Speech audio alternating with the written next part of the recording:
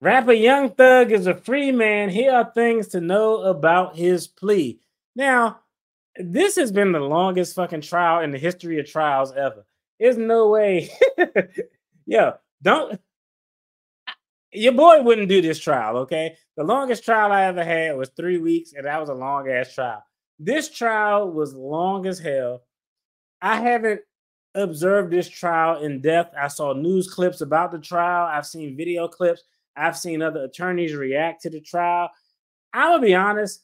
I think the prosecution's case was just getting flimsy, more and more flimsy as this trial go on. It's two reasons. Reason number one: the longer the trial, the more likely you are to lose the jury. And I'm not saying jurors aren't intelligent. Jurors are very smart, intelligent, and observant. But just like everybody else, you can get fatigued from a subject. Could you imagine being a juror on a Young Thug trial, sitting in there for fucking months, listening to all of these things? Like, at some point, you're going to get fatigued. You're going to forget facts. You're gonna can't not be able to recall facts. It's just it's too fucking long. So I think the reason he was able to get out was because one, I think the length of the trial was taxing on the juror, and when you have facts that are taxing on the jurors, that normally weighs in favor of the defendant. Number two, I've seen some footage, and I'm not going to say that the prosecutors were doing a terrible job, but I have seen video where star witnesses from the prosecution went on the stand and made statements that completely threw a monkey wrench in the prosecution's argument. So juror fatigue because the trial was too damn long. The prosecutors put on witnesses, and it looked like they asked the witnesses questions that they didn't know the answer to, or either the witness gave them a response that they were unaware that they were going to get or could even get. Like, you generally, the rule of thumb is you never ask a question to your witness that you don't know the answer to. And it looks like that rule was violated on multiple times. So trial was too fucking long, benefit to the defendant. Prosecution star witnesses were looking sketchy at best because they said some statements counter to the prosecution's argument. I think there were questions related to the judge earlier in this case and all sorts of things that appeared to make it just look unfair and impartial. Now, Thug was looking at going away for a long time. Prosecutors wanted him to get 25 years. He ended up getting a plea where he has 15 years of probation, but he essentially has credit for the time that he served. He's getting out. He's going to be on probation for 15 years. And if he fucks up while on probation, and there's two things he could really do that'll get him sent back. Well, maybe three.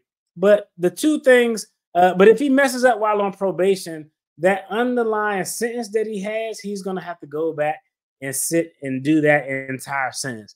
Now, I saw some comments where people were saying, yo, this is a setup. They trying to set Young Thug up, and I'm just confused. I don't know why people think that it's a setup. Let me go ahead and read the article. I'm just going off of what I saw. Rapper Young Thug is a free man after pleading guilty to gang and drug and gun charges. About 2.5 years after he was arrested on the charges and a sprawling gang and racketeering indictment, Young Thug was released from custody Thursday evening. It was a remarkable development in a trial that dragged on and been plagued by problems. Exactly. Jury selection at the Fulton County Courthouse in Atlanta began in January 2023 and took nearly 10 months. Prosecutor had called dozens of witnesses since opening statements last November and in the trial of 6 defendants. Here are some of the things to know about the plea.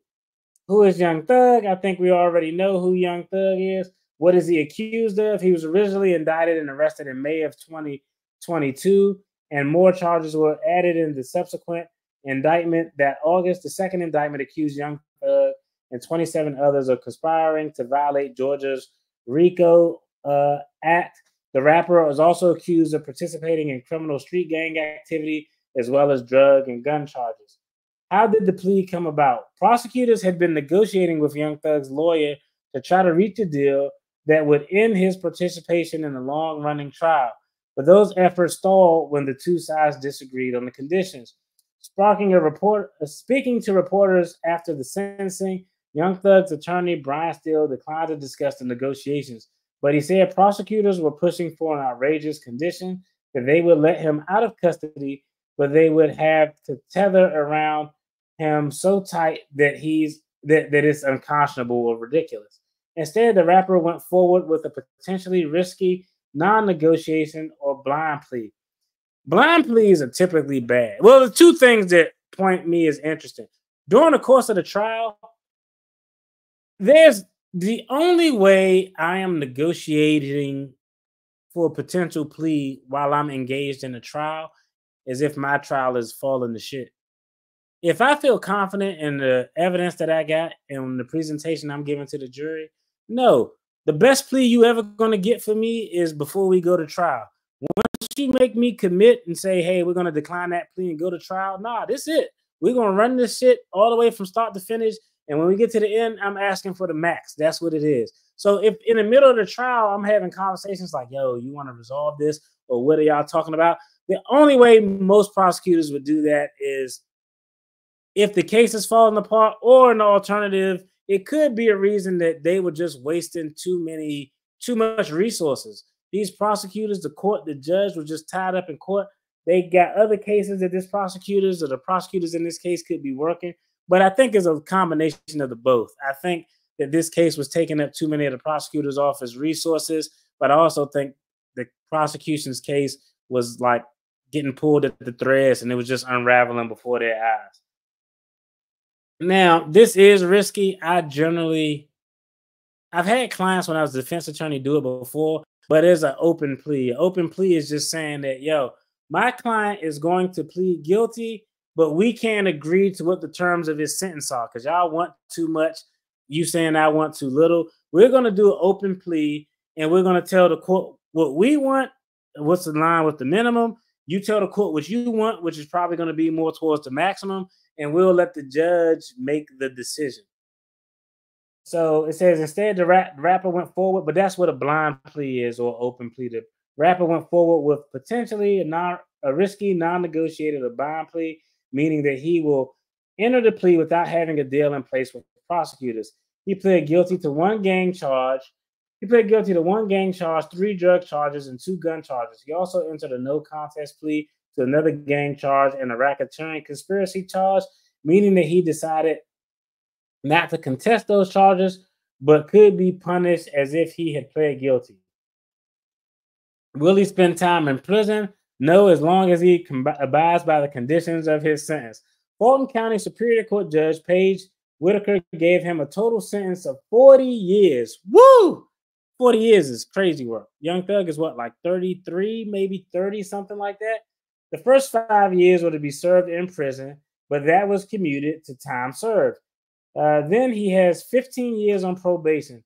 Finally, a backloaded 20 years in prison will be commuted to time served if he complies with all of the conditions of his probation.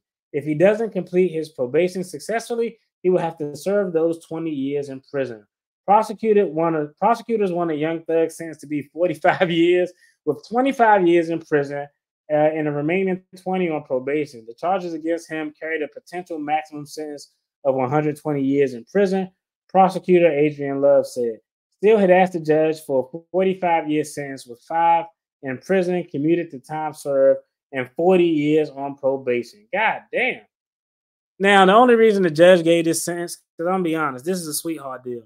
I think the reason that the judge gave this sentence, like, yo, time served for what you did. You got all this time on the back end. If you fuck up on probation, you got probation for 15 years. If I were a juror sitting on the bench, I'm only letting you walk out of here because I've been sitting here listening to this trial, and I think it's just kind of a shit show. I don't think the evidence was that strong, so I'm not going to beat you over the head. I guarantee you, if the evidence was on point and the prosecutors laid out a great case, the judge wouldn't be like, we're going to let you go home today, Thug, so you can get back to making stoner music. It ain't no fucking way in hell he would agree to that.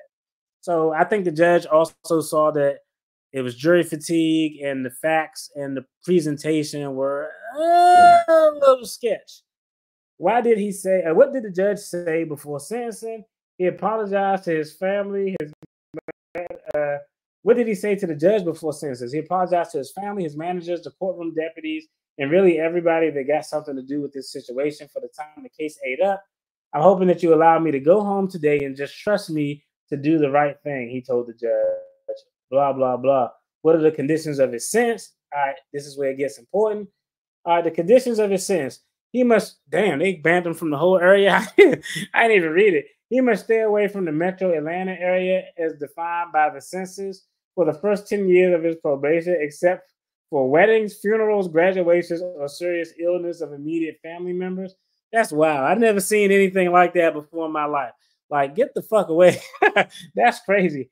Except for weddings and illnesses of immediate family members. He can arrive 24 hours before the event and must leave within 48 hours after.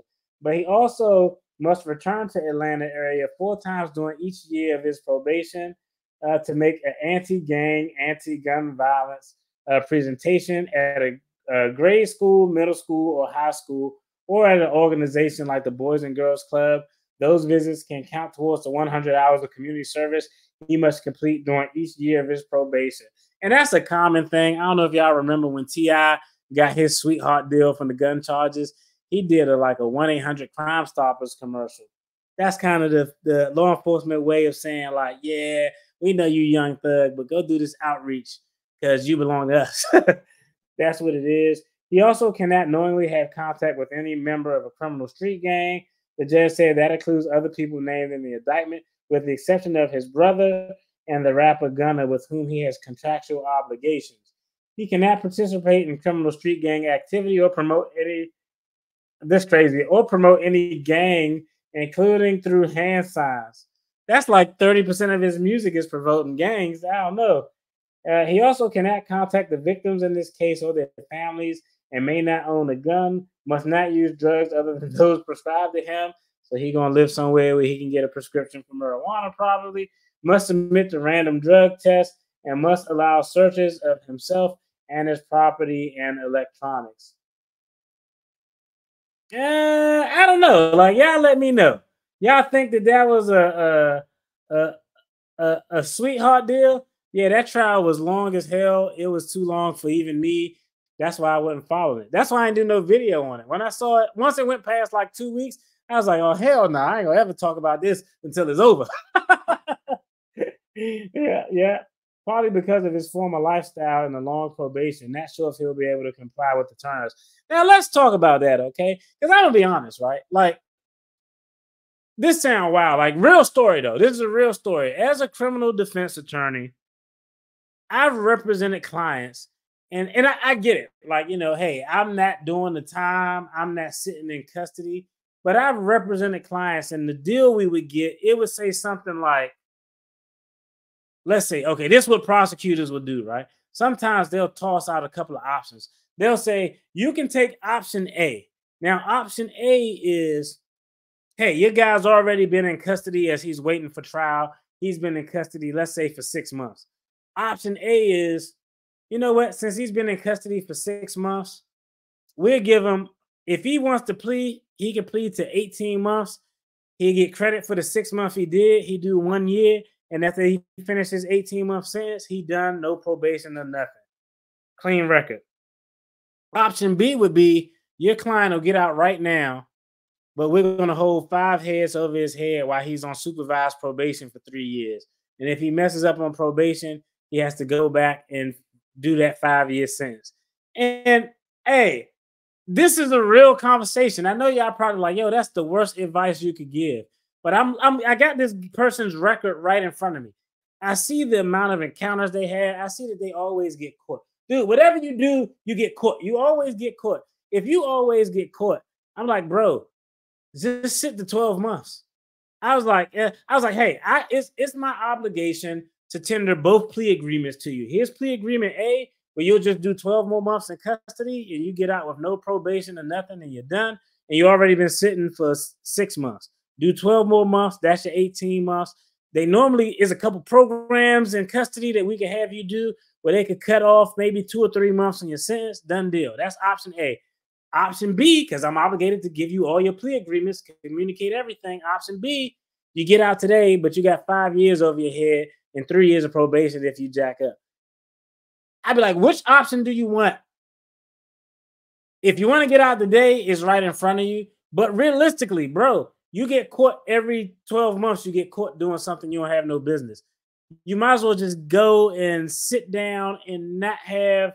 And I know that's fucked up to say for me to be like, yo, just go. You're already in jail. Just stay there for 9 to 12 more months and don't have no other time and no other options, obligations to the court hanging. I know that's jacked up to say, but real talk. If I'm looking at you and I know that you're a habitual criminal, and hey, you could turn over a new leaf, but I speak in the realm of probability, not possibility. It's possible that I win a lottery, but the probability of winning the lottery is 0 because I don't play the lottery. So, but I've actually like, yo, you may want to sleep on this for 2 or 3 days. This option will give you a clean slate, and people will be like, nah, I can't do that, DFD. I got to get out of here. I got to get home and see my family. And I get it. I'm not faulting them for that choice, but what ultimately happens, they end up going right back in custody. So, yo, I think that's a really good comment. I hope you can comply. I hope Young Thug can comply with the terms. But hey, double time to that one. I think it's going to be extremely difficult for him to comply with the terms. Now, I'll tell you what I think is going to be difficult, but let's go there. The trial continues because 2 defendants didn't take the plea deals. Yeah, that's crazy. And I'm sure his attorneys at some point, I would always move to separate the trials. I don't like having the trials when there's a bunch of fucking defendants and I'm at the table with other lawyers and it gets too messy. I've never been a fan of that. Uh-huh. I got help with Washington Grammys. A Harris rally. I know it's almost that time. It's almost election season. Let's see. Here's the questions. 2 of his co-defendants still face murder charges as a part of the RICO. Will Thug be found liable in civil court since he took an Alfred plea to gang activity? That's 100% possibility. That's a good point, and a damn good point that was made. He 100% can be found liable in civil court is a much lower standard. And the fact that you took that Alfred plea, even though it doesn't necessarily implicate guilt, it is something that a jury may consider if they're listening to evidence being brought before them in a civil capacity. But that's a damn good point. I'm gonna be honest, like I actually wasn't a Young Thug fan, but before he got incarcerated, I was I don't know if I remember when I was deep into the metaverse because I was trying to see if there was any way I could monetize it, and they had some cool ass games. 100% candor to the tribunal. But when I was into the metaverse, he had like this virtual concert, and I was like, "What the fuck is a virtual concert?"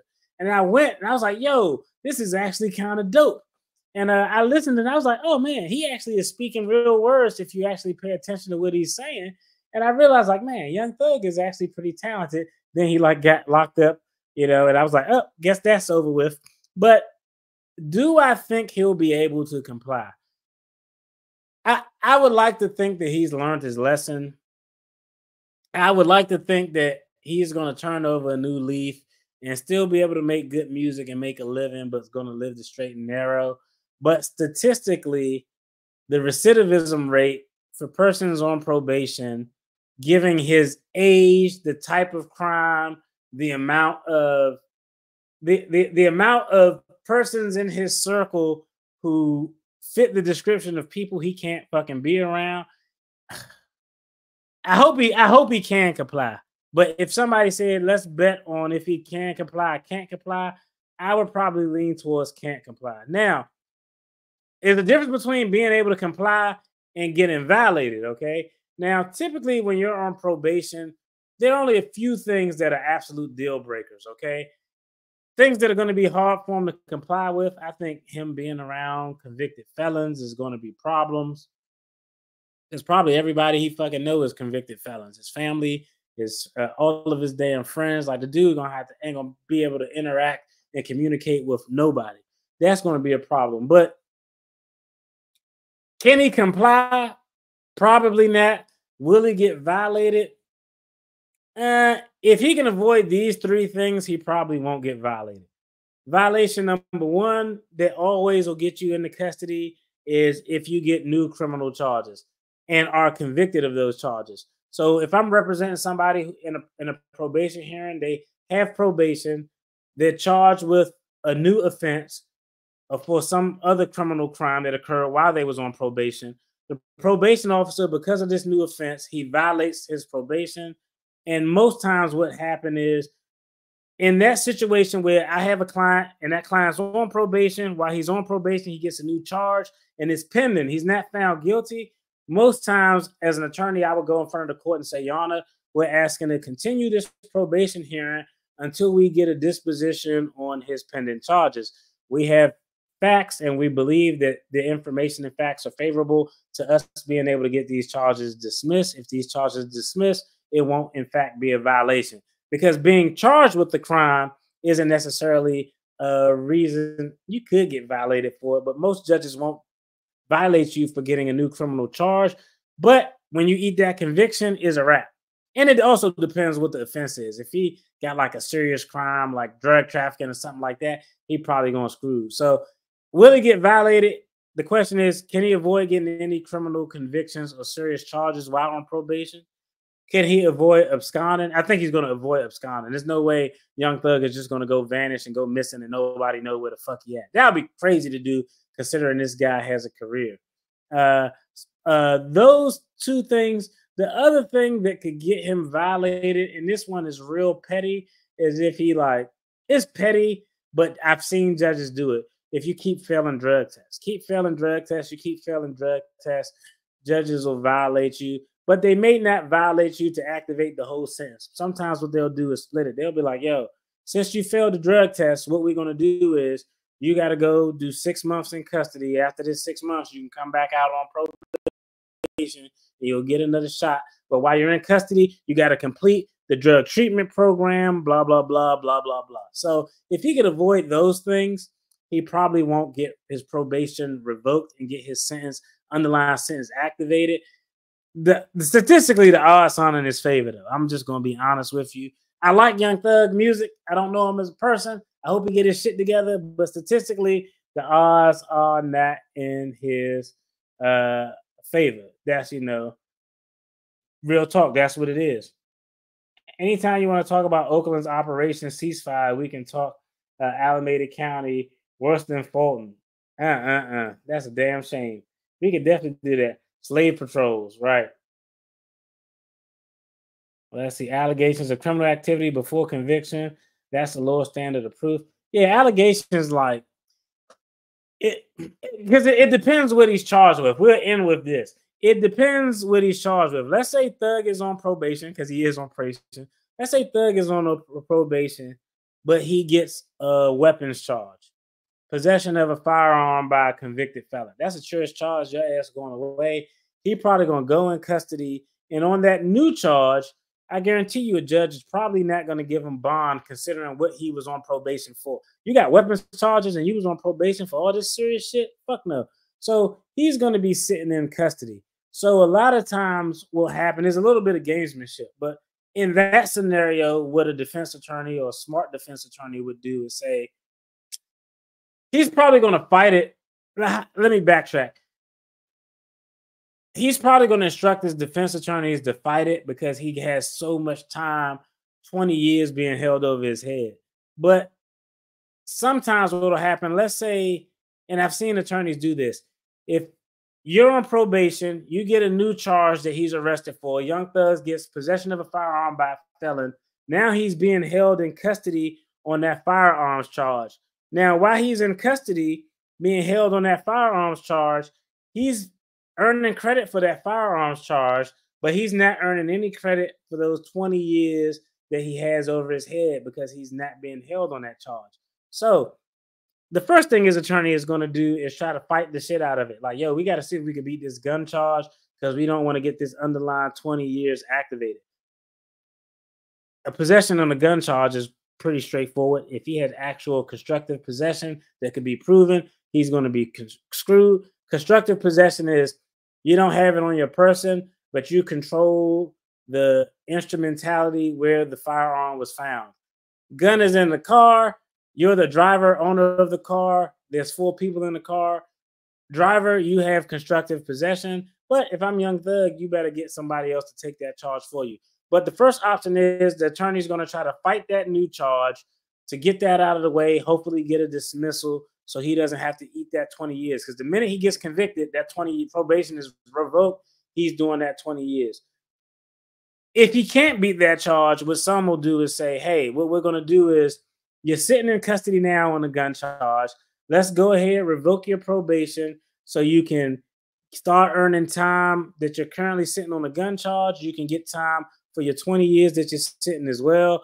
Then when you resolve the gun charge, they'll get the judge to run that concurrently with the 20 years that he's doing. So if he got 5 years on the gun charge, he got his probation revoked, he wouldn't be doing 25 years. Those 5 years will run concurrent with the 20 years. So he would still do the 20-year sentence. But he's not going to want to do 20 years. So his only option, and he's going to have some money because he's going to be able to put out music. His only option is going to be able to fight that shit. So I hope the guy can stay out of custody. But statistically, yo, shit is not in his favor. Yo, that's it for this video. Y'all let me know what y'all think in the comments of the BBL cop, the DEA agent, and more importantly, what do y'all think about Young Thug's probation? I'm actually going to put that up as a poll question.